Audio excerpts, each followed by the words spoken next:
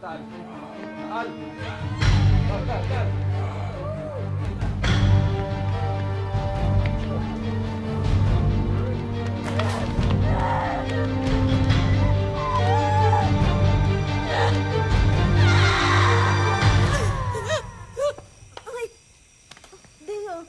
Deo, ano ba nangyari sa'yo? Nenen! Mita! Ang tatay niyo! Nay, bakit? Tay! Binabangungot yata eh.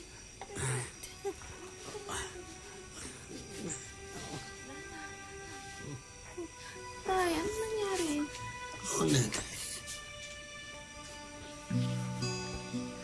Tay. Napanaginip ako. Masakang panaginip. Ay, okay lang ako. Walang mangyaring masama sa akin. Iingat ka lagi, ha? Ingat kayo. Opo. Hindi ka mag-alala. Magpahinga ka na, Tay, ha? Walang mangyari sa akin masama, ha?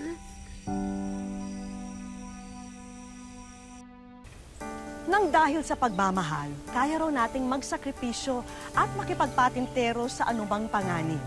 Ganito po ang matutunghayan natin ngayong hapon. Ang kwento ng pagpupunyagi at pag-ibig ng isang anak sa kanyang magulang. Pero ang magiging kapalit pala ng kanyang pagmamahal ay luha at parusa. Magandang hapon po mga kapuso. Ako po si Vicky Morales at ito po ang Wish Ko Lang. Ate, di ka na ba talaga mapipigilan sa pag-alis mo sa Saudi? Ito naman si Nita. Sayang naman yung inutang nating pambayad sa agency kung ngayon pa ako aatras, di ba? Ayan, Nay, Tay. Sakto naman yung paglabas ninyo. Handa na yung almusal. Kain na. Bakit ikaw pang naghanda ng almusal, Nenen? Aalis ka na mamaya. Sandali Dapat lang. sana nagpahinga ka na. Paano ba naman na makakakain yan? Alam ko naman na alis ka na, Neneng. Ay, Bakit ganyan? huwag mo naman pahirapan yung pag-alis ko. Kasi hindi mo naman kailangan umalis dahil nabubuhay ko naman kayo sa pagsasaka. Ha? Ay, para rin naman po ito dun sa mga kapatid ko para dire-diretso yung pag-aaral nila. Tsaka para sa inyo ni Nanay, para magretiro na kayo sa pagsasaka. Yun na nga eh, wala naman ako sinasabing ako'y magre-retiro. Malakas pa ako. Ang mahalaga, Neneng, tayo'y magkakasama, hindi tayo nagkakahiwalay na pamilya. Kasi Neneng, baka hindi na tayo magkita. Tay, ano ba? Pwede bang mangyari yun? Siyempre, hindi mangyayari yun. Tsaka, babalik naman ako pagka nakaipon na ako para sa atin. Pangako, kada sweldo ko tatawag ako. Tutulman si Mang Amadeo. Natuloy pa rin si Nenen sa pagpunta sa Saudi at nagtrabaho siya bilang caregiver. Nakauwi din. Pinahirapan ka na naman ng alaga mong matanda, no? Medyo. Tsaka 3 buwan na ako dito, hindi pa rin ako sanay sa init. Tsaka dito, iba to. Pwede ka namang umuwi ng Pilipinas, eh. Buti ka pa, legal ka. Eh ako, TNT. Lagi na lang nagtatago. Ayoko nga. Kailangan ko pa mag-ipon para kay tatay. Ay, naku, tika. Kailangan ko nga palang tumawag sa kanila. Nakalimutan ko. Tatampo sa akin yun kapag hindi ako nakatawag, eh.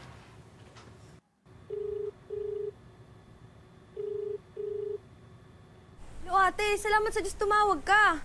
Bakit? Ano nangyari? Eh, si tatay kasi, sumakit yung dibdib niya kahapon. Nasa ospital siya ngayon. Ano? Bakit daw? Anong sakit niya? Kamusta na siya? Sabi ng doktor, nasobrahan daw sa init sa bukid. Pero okay na siya ngayon. Huwag ka na mag-alala. Kaso, ang mahal nung babayaran natin sa ospital, ate. Baka kapusin yung padala mo. Huwag mong intindihin yun. Akong bahala doon, ha? Lumapit ka sa kahit na sino. Manghiram ka ng pera. Akong bahala. Okay? Sige, ate. Ako bahala. Mamaya ka na lang ulit tumawag, ha? Tulog pa kasi si tatay, eh. O, sige. Tatawag na lang ulit ako, ha? Sige, bye-bye. Ingat kayo. Rowena, kailangan ko ng malaking pera. Pwede mo ba ako ipasok dun sa trabaho mo? Di ba mas malaki ang kita dun? Pero, pag-isipan mo muna mabuti yan, ha? Hindi madaling maging TNT. Kapag umalis ka na sa nakadeclare na trabaho mo sa visa mo, wala nang bawian yun. Wanted ka na sa gobyerno. Saka pag nahuli ka nila, ipapadeport ka nila. Tagal ko na rin naman pinag-iisipan niya, Rowena eh. Kailangan ko talaga magpadala ng malaking pera. Tsaka basta pag nakaipon na ako para kay tatay, kasi hotang ipa-deport nila ako.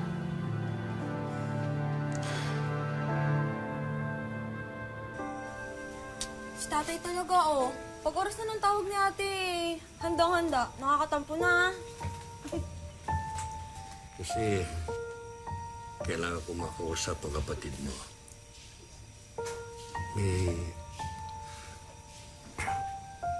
May sasabihin ako sa kanya eh. Importante.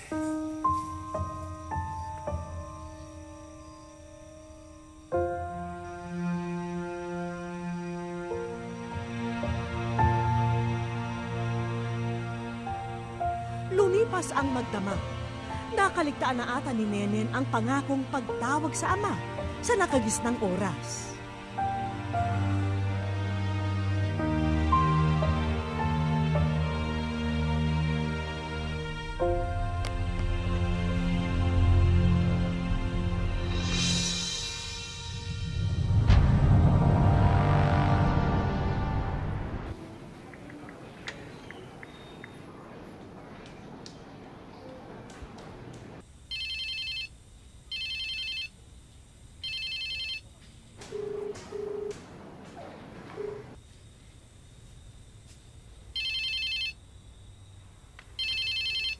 Hello? Hello, ate. Hello, Nita. Bakit ngayon ka lang tumawag? Kanina ka pa namin hinihintay nila nanay at tatay. Nakatulog na nga sila eh. Ako, sorry kasi bumili pa ako ng card. Naubusan kasi ako eh. O ano, gising pa ba sila tatay? Kung tulog na, huwag mo nagisingin ha. Naku, alam mo naman yon. Pag di ko siya ginising, aawain ako. O sige na, gisingin mo na. Tay. Tay. Tay. Ito na po si ate, Tay. Tay. Tay. Tatay! Tay! Tay si tatay! Tay! Nita, ano nangyayari dyan? Tay, gumising po kayo, Tay! Nita! Tay, si tatay! Nita, Nita, sumagot ka! Nita, hello! Namatay Hello, Nita! Nita! Tatay! Hello, Nita!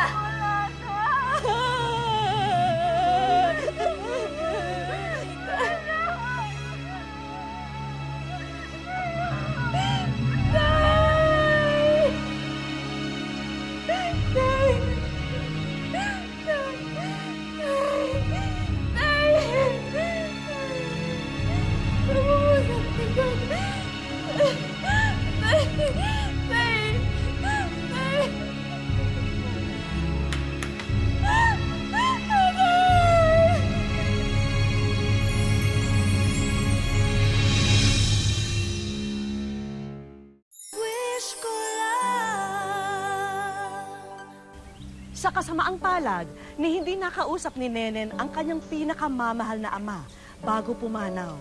Bagay na labis niyang pinanghihinayang. Pero hindi siya papayag na hindi makita kahit ang bangkay man lamang ng magulang bago ilibing. Rowena, hindi ko wala narinig yung post ni tatay. Hindi ko wala siya nakausap bago siya mamatay. Hinihintay niya yung tawag ko, Rowena. Hinihintay niya yung tawag ko. So, anong plano mong gawin ngayon?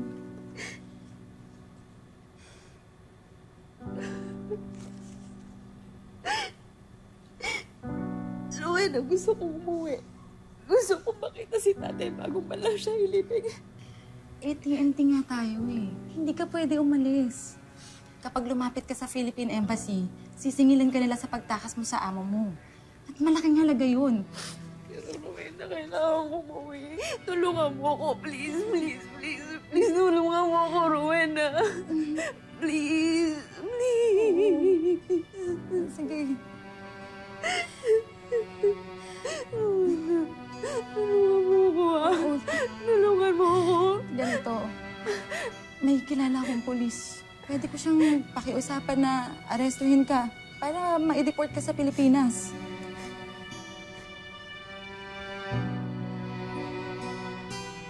Sige, salamat. Ikaw muna magpasalamat. Delikado tong gagawin mo. Ipapakilala kita sa isa pang Pilipina na magpapadeport. Si Ate Josie. Kailangan niya na rin umuwi sa atin eh. Sasama kayo sa iba pang gustong magpa-deport. Mga Indonesian ang karamihan sa kanila. Ihahatid kayo sa isang lugar kung saan kayo aarestuhin noong kakilala ko.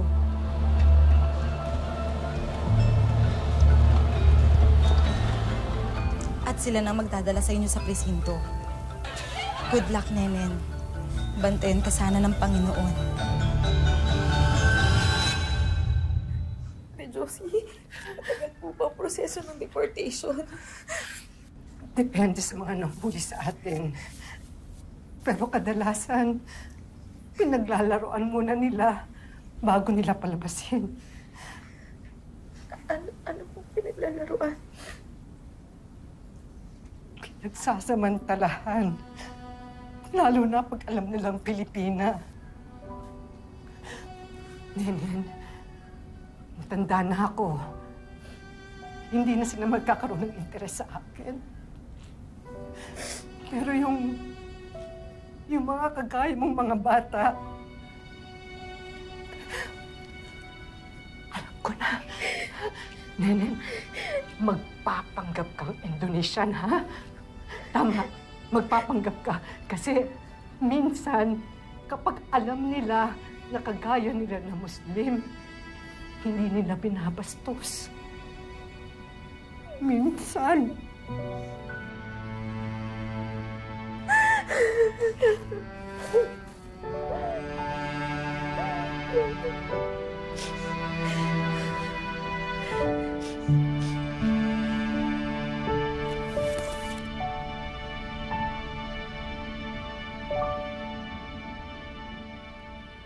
Ang pag-asang makauwi ng Pilipinas ay tila malabo na. Ang naging sitwasyon lang ni Nenen ay nalagay ang sarili sa peligro.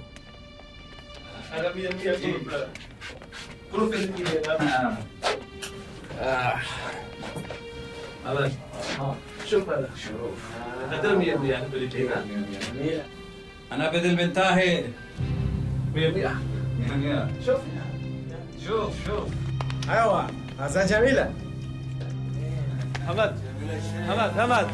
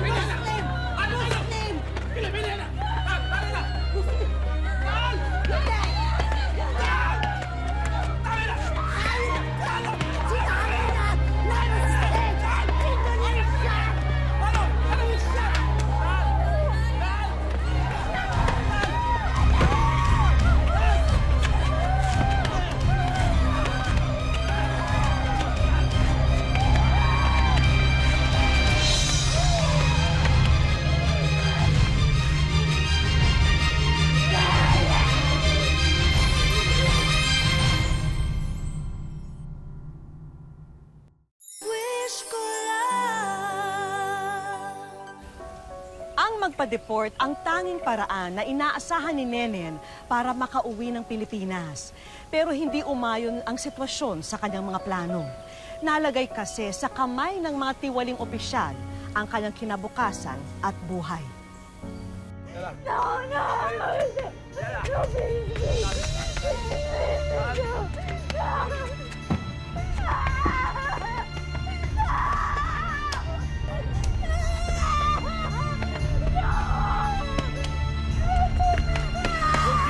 هذا غلط. خليه ولادة، خليه ولادة. خليه ولادة، ماله. الشهادة، لا ترمي لبس.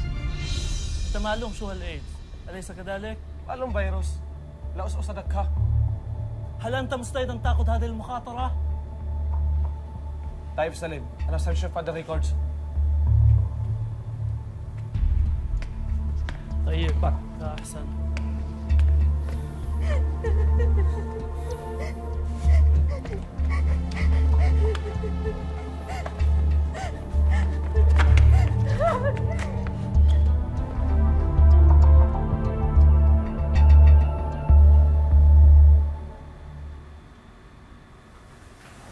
Huwag tayo yung bibitiw, ha? Huwag kang bibitiw. Ang sabi ko sa'yo, may awat ng Diyos. Hindi niya tayo papabayaan.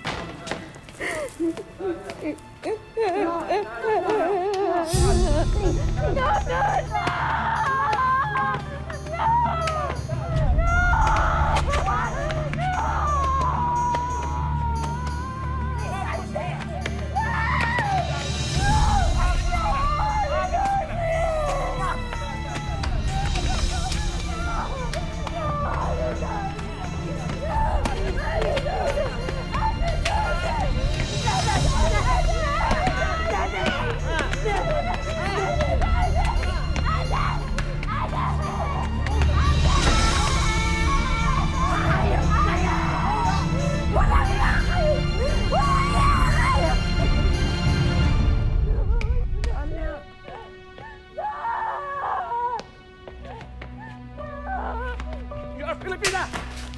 Your name is Nemesha de la Cruz. You're not Indonesia.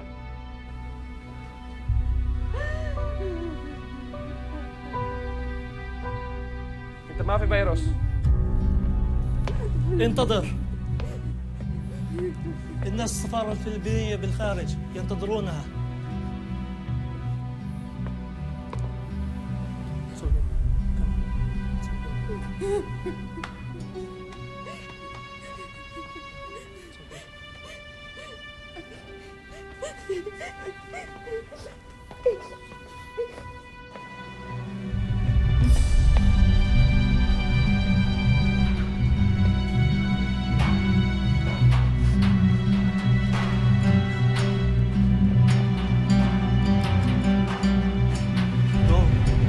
People outside there. I called them for you. I have sister back home. I love her very much. Now go. Thank you. I almost forgot.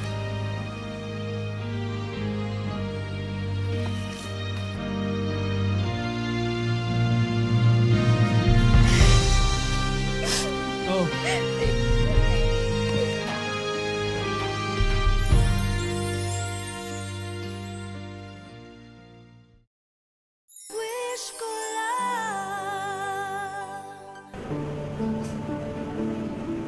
Sa tuwing nag-iisa si Nenen, pilit bumabalik ang mga alaala ng nakaraan. Ang kanyang mapait na kahapon sa bansang kanyang pinaglingkuran ng mahigit 10 taon. Isang mensahe po ang aming natanggap dito sa aming Facebook page at dito po namin nabatid ang kwento ng buhay ni Neneng. At ngayon, matapos po ang lahat ng kanyang pinagdaanan, kamustahin na po natin ang dating OFW. Dagdag pa sa ikinalulungkot ni Neneng, Namatay na rin daw ang kanyang ina nitong nagdaang taon lang.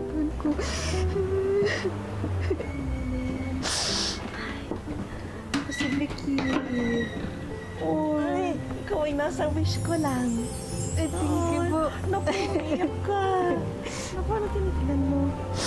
Ito ba si Papa niyo? Tapos ito si Mama niyo? Ito po yung kumamatay ng nanay ko. Napakasakit po. Una, hindi ko matanggap eh. Pero wala naman ako magagawa. Hindi iyak lang ako ng iyak. Masakit. Nenen, ikwento niyo na nga sa amin. Ano nangyari sa tindahan niyo? Ano po yun? Ang talagang nalugi po yan kasi hindi na po ako ano po yung tinda-tinda dahil nakabantay po ko sa nanay ko eh. Kailan niyo huling nakita yung mga kapatid niyo? Nung inuwi ko po yung nanay ko, nung namatay yung nanay ko nung November 14. May libing namin nung November 23. Napakalungkot po kasi ang pagkikita namin magkakapatid ay yung pang pagkamatay ng nanay ko. Napakalungkot po. Ay, may ibibigay ho ako sa inyo. Gusto niyo ba makita mga kapatid niyo? Sana. Ha? Kasi alam ko, yung huling beses kayo nagkita-kita, malungkot. Puro iyak lang, puro walang saya. So ngayon, wish naman po namin na sana mapalitan yung mga alaala nyo na masasaya naman ang magkasama-sama kayo. Ha? Pwede ka ba namin dalhin doon? Ha? Ha?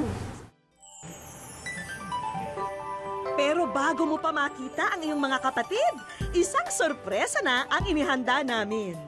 Ang tindahan nyo sa Rizal na matagal nang nakasara, ngayon handa na para sa munting ribbon cutting.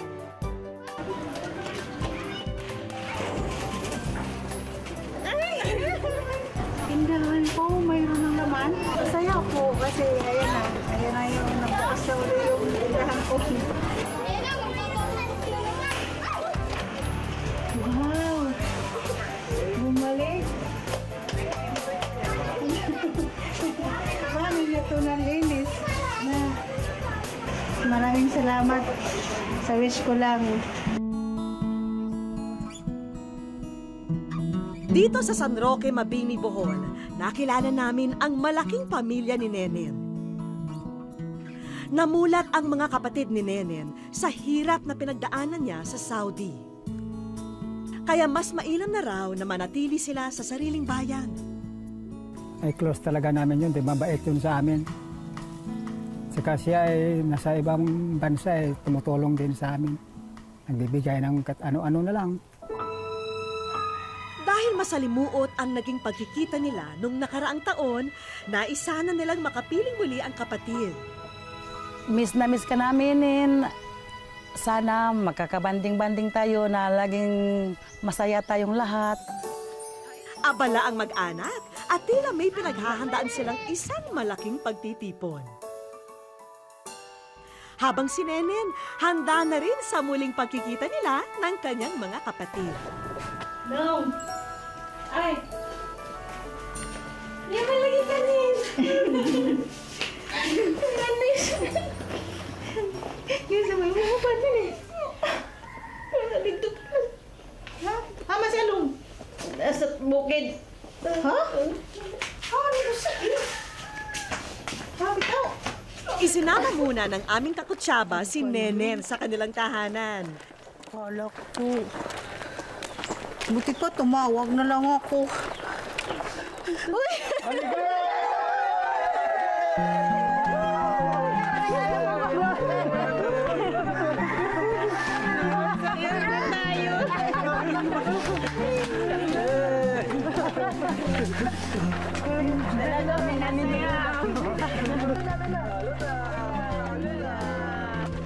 Hindi na napigilan ni Nenen ang maiyak sa mainit na pagsalubong ng mga kamag-anak niya.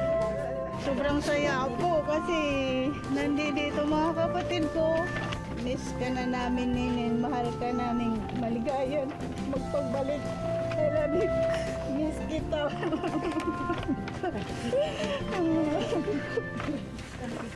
O tama na munang iyakan ha. Masama raw na pinaghihintay ang pagkain, kaya kainan na.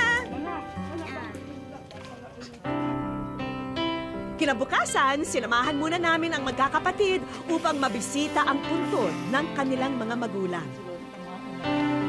At nang matapos na silang magdasal, ang panalangin naman nilang makapag-bonding ang sunod naming tinupad. Ang una naming destinasyon sa tahanan ng mga itinuturing na cutest endangered species sa Bohol, ang tarsier.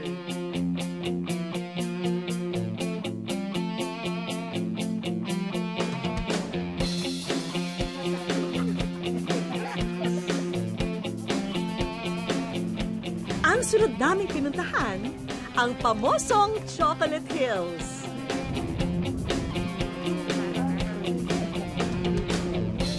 Hindi rin natin dapat palampasin na hindi masubukan ang pinagmamalaking floating restaurant dito sa Bohol.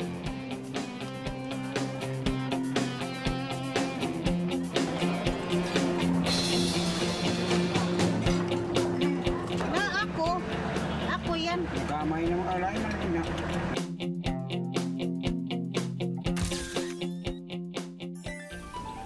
Ang kwento ni Nenen ay isa lamang sa libu-libong kwento ng pagtitiis at pagdurusa ng mga kababayan nating nakikipagsapalaran sa ibang bansa. Mapalad pa rin si Nenen dahil nakauwi siya rito sa Pilipinas at ngayon ay handa na muling harapin ang panibagong pagsubok, dala ang katatagan sa napagtagumpayang karanasan. Maraming salamat po muli sa inyong pagsubaybay. Ako po si Vicky Morales at ito po ang Wish Ko Lang. At sa Diyos ipalala